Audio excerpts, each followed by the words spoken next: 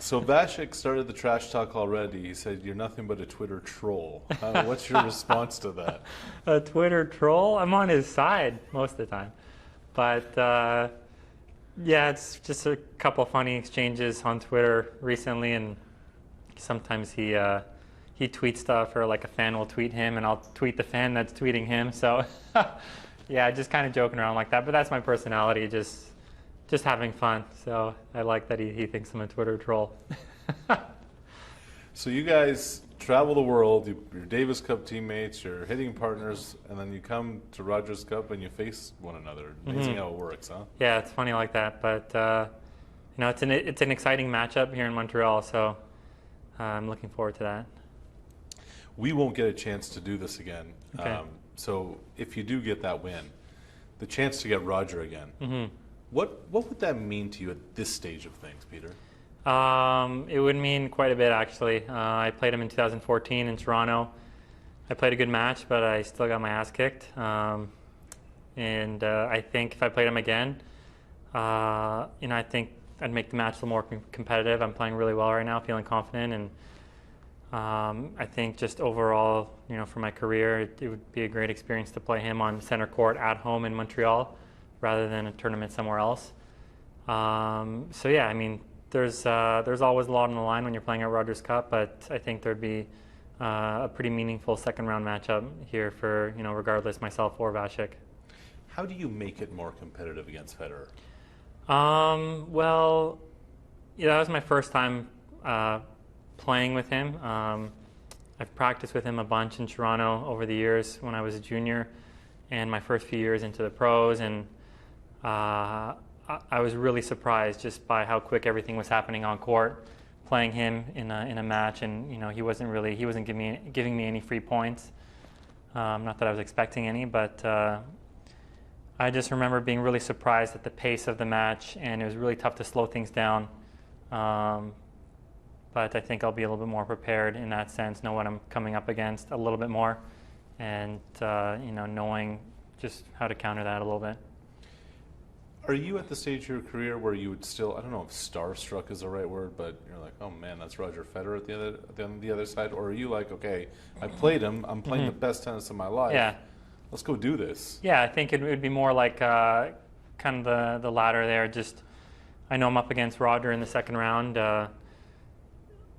Obviously, I've got tremendous respect for him, and you know, when he walks around the grounds at a tournament, he just kind of got this aura about him. But you know, when it comes on court and it comes to a match play, I think it's you just put that to the side and you compete your best, and you want to beat him. What's the aura around Peter Polanksky when he walks the It's grounds? it's a pretty good aura as well. It's golden, flashy, lots of sparkles. So there's definitely a Peter Polanksky aura, but it takes a lot of work to maintain. July. Finals Winnipeg, finals Gatineau, finals Granby. How pissed were you when the calendar flipped to August that July was over? I didn't think about it too much, but definitely it's been a long month behind me. Couldn't be happier with the results. Obviously, it would have been nice to win one of those titles in Canada as well.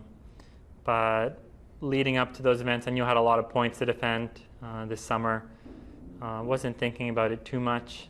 But I knew I was playing well. I came off a pretty good run at Wimbledon, losing in the final round of qualifying there in 5 sets. The guy that I played against was playing amazing, and he almost won his first round in the main draw. But I think, you know, really happy with the results, and just kind of looking forward a little bit and knowing that, I've got a good block behind me and I can build on that.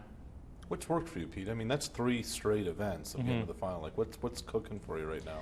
Yeah, I think like earlier this year I was struggling a little bit just with match confidence after the Davis Cup. I had quite a few first-round exits. Had some challenger events, Indian Wells, Miami, French Open. I won 1 round but lost in the tiebreaker in the 3rd set, which I probably should have won. But again, my opponent played well. I never really considered myself like, I think statistically on paper I might have been in a slump, but the way I was feeling, I never felt that I was in a slump per se. I felt like I was playing good. I was really motivated to get the next one all the time, and I just kind of stayed with the process, looking forward, and eventually I got a few match wins in Winnipeg, and like that match confidence started to come back, and from then I just kind of rolled with it. You said, I remember in March, you said the last 6-8 months, my best results, my level of play hadn't really dropped. Has that remained the case? Yeah. Do you find, or has there been some dips along the way too? I think I would say there's been minor dips. Like I wouldn't say that my level was dropping in like April, March, May, but I think I was playing some tough players, and maybe at the key moments, because I hadn't had enough match victories or just matches in general, I think at some of the key moments I was just struggling to win those important points, and that was kind of converting the match in favor of my opponent. But I think a lot of those matches I was fighting hard, fighting until the end. There wasn't one match where I even gave up for a game, I don't think. So it's been a tough road the last few months, but I've stayed pretty steady, and I'm happy to be back just with a lot of matches under my belt and feeling good. You said you tweaked your serve and especially adapted it based on the surface. Now coming out here on these fast, hard courts, what is it about your serve that's going to be critical for you? Yeah, it's always important to hold your own on your serve, regardless who you're playing. More so against a player like Bashik. He's got a big serve as well. So the breaks are probably not going to come as often as someone else who's got a weaker serve. But every surface is a little bit different. Even here on site, the courts are a little bit different from the outside courts to the stadium one. So I've been trying to get on stadium a little bit more. Actually, going to head out there after this interview. But different how so? The stadiums are a little bit slower and I think higher bouncing compared to the outside courts. So how will that affect you? I think it would a little bit on my serve and a little bit from the baseline. Since the courts are a little bit slower, a little bit higher bouncing, I can probably stand a little bit further back, especially against Vashik, who he's a very aggressive player. Whereas on the faster court, he's playing aggressive. Like the points are going to be very quick. I think I'll have a bit more time on the stadium court and be able to work the point a little bit more, and hopefully get a few more looks on his serve. You said your goal had been top 100 by year end. You're 115. I mean, you're knocking on the door without a lot to defend, right? Yeah, that's right. I've got my Gatineau points coming off. I think they're this week or this upcoming week, just because how the schedule worked last year. Apart from that, I made a semifinals of a challenger and a finals at the end of the year, and so theoretically not too many points to defend. And like I said earlier, I think that this block just in the last month, it's kind of like a stepping stone to get closer to top 100. You need to have a lot of consistent results, and sure. I think maybe before July, that chance of reaching top 100 was fading a little bit, just because I was ranked 130 with all those points to defend, and I've pretty much defended most of them, if not all of them. Yeah. To get to top 100 at this stage of the career, what would it mean to you? Yeah, exactly. Like, I've been ranked probably between 130, 150 most of my career. So, going from being ranked 125 to, a new career high of 115, it's nice, but there's not much difference for me in terms of being 125 or 115. It's almost the same thing.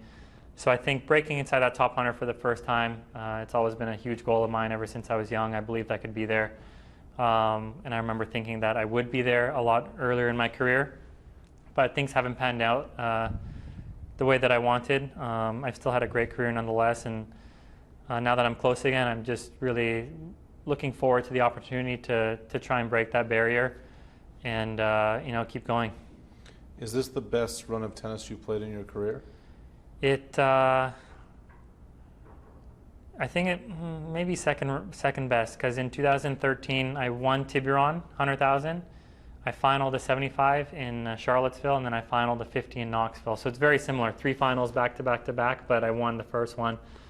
But that was 4 years ago, so I'm very happy to have made 3 finals in a row now. What's life like at the age of 29, knowing more about yourself, more about your game, more about the tour, more about everything than maybe years past? Like, you seem like a dude a lot more comfortable in your own skin than the guy I met 6-7 years ago. That's funny. Yeah, I think so. I mean, I remember when I was younger, or when I was probably early 20s and like late teens, I think a lot of my life was just solely based around, tennis and practice and going to bed early, and just, not that I go to bed late now, but probably earlier than I was back then. But I just remember a lot of the focus was around tennis when you're younger, and I've learned, I think, over the last couple of years to really just enjoy experiences with other people, and kind of just develop more of a social life, and not take, okay, tennis is my career and I take it very seriously, but at the same time learn to have some downtime and take some breaks, and enjoy spending time with people, or shortening practice a little bit, and maybe being a bit more focused on what I'm working on, rather than back when I was younger, I'd practice 5-6 hours a day, and if I knew what I know now, I wouldn't have been practicing 6 hours a day back then. I would have been practicing much, much less. So I've definitely gained some knowledge, experience, and I wish I could go back to my 21-year-old body, but I'm feeling pretty good right now, so I think I'll do okay.